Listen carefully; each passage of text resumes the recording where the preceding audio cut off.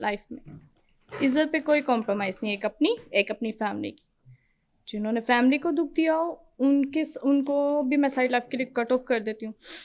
मुझे दो बर्दाश्त है, फैमिली तक कोई बात आएगी नहीं, वो नस्लों तक जाएगी, वो दुश्मनियाँ पड़ेंगी और मैं उस पर कोई कॉम्प्रोमाइज़ नहीं करती हूँ। मैं देख रहा हूँ कि आपके अंदर एक एग्रेशन, जो गुस्से का आपने बात की, हाँ। फिर आपने मुझे ऑफ कैमरा बताया कि ब्लड प्रेशर अक्सर आपका शूट रहता है, ब्लड बीपी प्रेशर, बढ़ जाता है, तो क्या है? कोई सैड स्टोरी है पीछे? हाँ कोई सैड जिंदगी स्टोरी की कुछ है, तलखियां हैं? बहुत ज़्यादा है। अच्छा, लोगों को ये लगता है कि इफ़रा खान आई और बस उसने ये स्टारडम में आ गई, गार्ड्स हैं, गाड़ियाँ हैं, बड़ी लेविश लाइफस्टाइल है। भाई नहीं, ये लेविश लाइफस्टाइल एक जगह है। इफ़रा खान ने अपनी लाइफ में, चलो आप ये कह सकते हो कि मैंने ज़ीरो से स्टार्ट नहीं किया, मैंने कोई गरीबी से लाइफस्टाइल मेरी शुरू नहीं हुई है।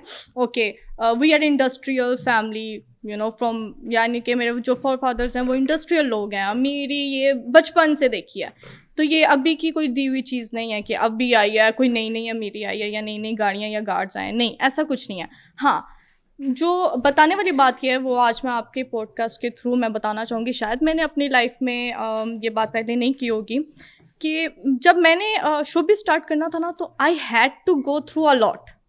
मैंने मॉडलिंग से अपना करियर स्टार्ट किया, फिर मैं प्रोडक्शन में आई, बिजनेस वूमन बनी, एंटरप्रेन्योर बनी और प्रोड्यूसर बनी, फिर मैं ड्रामे में आई।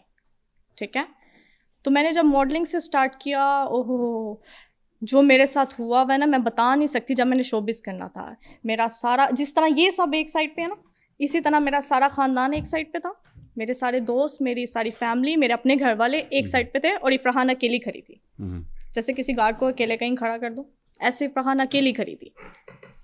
और तब मैं थी भी एक स्टूडेंट लाइफ में। आपके पेरेंट्स आपके साथ थे? नो, कोई भी नहीं, कोई भी नहीं। सबको प्रॉब्लम थी So कि they never wanted you to become a model? Never never never never never. या आपने इस करियर का इंतखाब, यानी मॉडलिंग को एज अ करियर चूज क्यों किया? No, I What was the reason behind? No, मैंने चूज नहीं किया। एक्चुअली जो आपकी डेस्टिनी होती है ना, वो आपके डोर पे आके बार बार नॉक करती है। अच्छा। हाँ, तो फिर आपको जो अपॉर्चुनिटीज आ रही है ना, उसको रिकग्नाइज करना चाहिए, क्योंकि कहीं ना कहीं वो डेस्टिनी से लिंक होती है। तो मैं तो 14 साल की थी जब से मुझे मॉडलिंग के ऑफर्स आना शुरू हो गई। फेसबुक पे मेरी 2-4 पिक्चर्स इस तरह से पोस्ट होती थी, तो उसके थ्रू मुझे एड्स और मॉडलिंग। ये 14 साल की आप कब थी? आज से कोई 2 साल पहले की बात करें?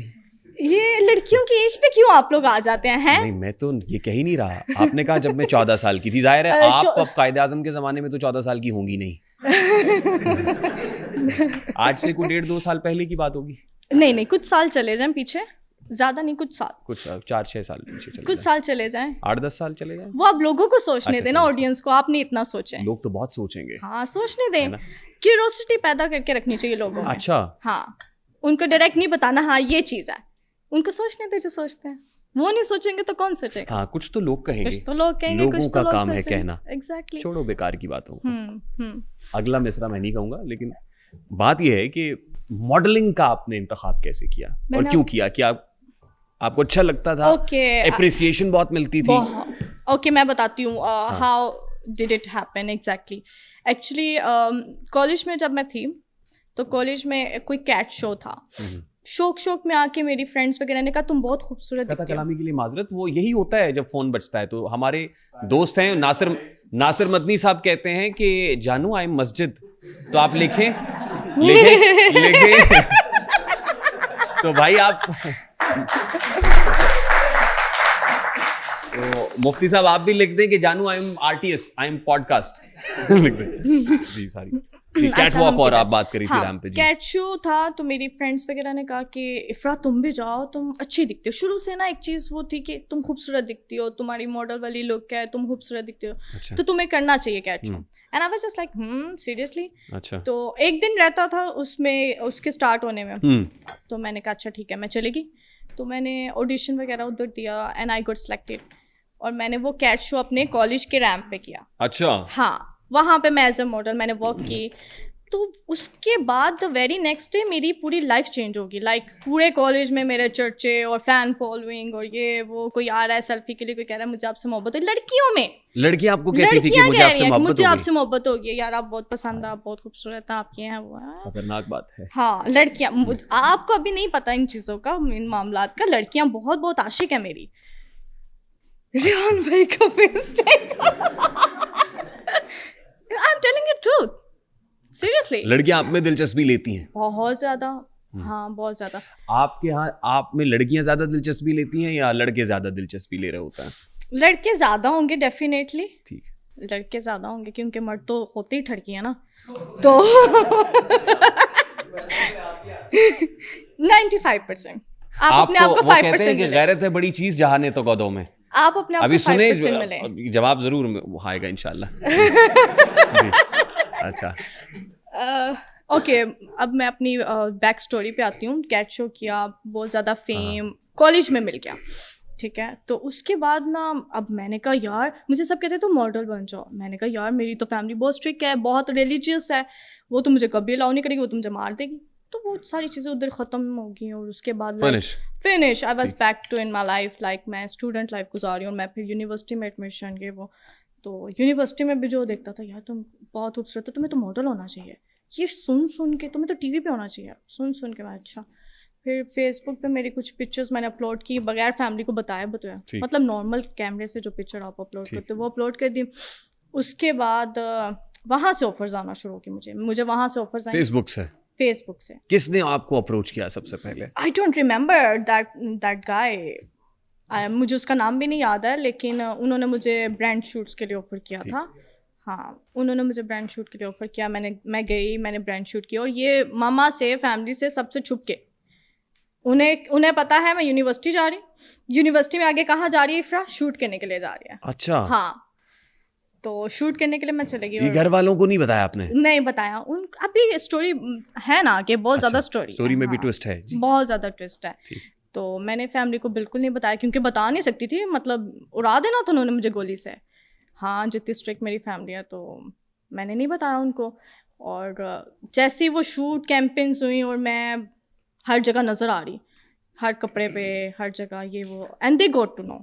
मेरी फैमिली को पता चल गया। जब पता चला, ओ हो, ये वाली जो स्टोरी है ना, ये ज़रा आप लोग दिल थाम के सुनिएगा। इफ्रा पहली दफ़ा कहीं पे अपनी जब से आप आई सब दिल पकड़ के बैठे हुए हैं। नहीं, सीरियसली ये स्टोरी जो है वो शायद मैंने क्यों मुफ्ती साहब, मैं ठीक कह रहा हूँ ना?